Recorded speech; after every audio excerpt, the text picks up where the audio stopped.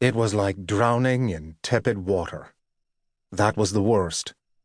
Air so humid it was like sucking in water the temperature of his own body, so that if it were not for the observed rise and fall of his own chest, and his own careful observation that he was not in fact suffocating, Bliven Putnam might well have believed he was drowning. He had seen the brawling rivers of the Appalachians, which became the highways of commerce because the mountains were too steep, too rugged and forested for wagons to pass through. But here, in Florida, the land was untenable for the opposite reason. Here, one must travel on the rivers because, and it was nature's triumphant irony, most of the land was too soggy upon which to march or ride. So, here he was, in the stern of a longboat pulled by 20 sweating sailors, with a platoon of Marines bristling with rifled muskets and bayonets like a caterpillar hunkered down along its keel. The oarsmen swept in silence up a sluggish, warm river, whose name was exhausting to pronounce, followed by 3 more boats pulling slowly into a probable Indian war. What in God's name was he doing here in God's year 1834? Bliven might have thought that now, as a senior captain, he would have been assigned a more dignified duty, coursing the deep in a ship of the line, or at least in his own frigate. As a youth, he would have contested for a prestigious command. But now, at 47, quite gray at the temples and his face lined with salt spray and the responsibilities of command, it did not rankle him.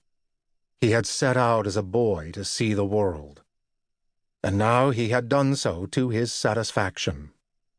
It weighed on him as never before that Clarity had spent most of her life waiting for him to come home.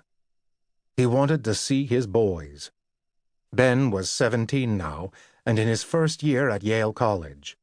Luke was 13, bored with school, and as restless as he himself had been.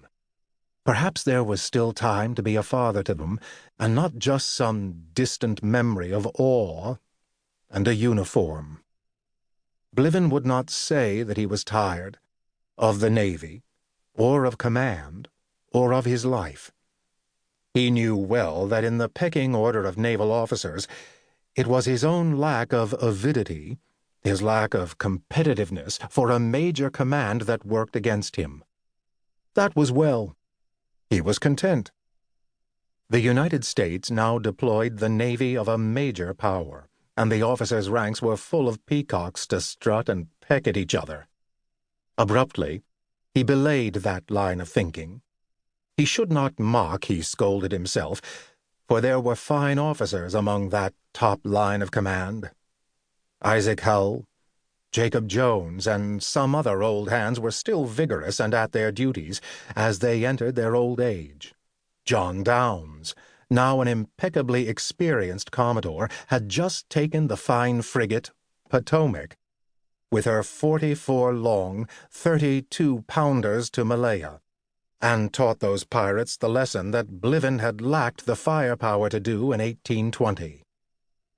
There began to be talk now of mounting an expedition to explore the South Polar regions, the last command on Earth that he would have wanted, although the chill of an iceberg would be very welcome at this moment. Competition to lead it was sure to be fierce, and his own treasured first lieutenant from his first tour on the Rappahannock, Michael Miller, who had advanced to his own credible commands, was a contender. The fondness of his recollection of Miller made him question whether perhaps he was tired after all. He had only the barest acquaintance with his present complement of boy lieutenants, nor did he desire to know them more intimately. They were careerists at the beginning of their ambition, essentially uninteresting, and uninteresting because they were uninterested, lacking in passion for any other pursuit than their own advancement.